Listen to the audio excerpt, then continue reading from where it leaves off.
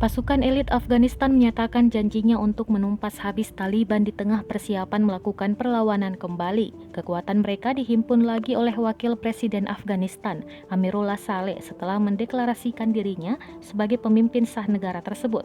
Saleh menyerukan konsentrasi pasukan elit Afghanistan di lembah Pansir, sekitar 128 km dari Kabul. Tempat itu adalah satu-satunya yang belum dikuasai Taliban.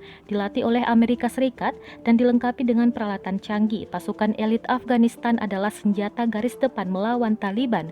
Akan tetapi, berkurangnya dukungan militer AS membuat mereka tak bisa berbuat banyak seperti dulu lagi.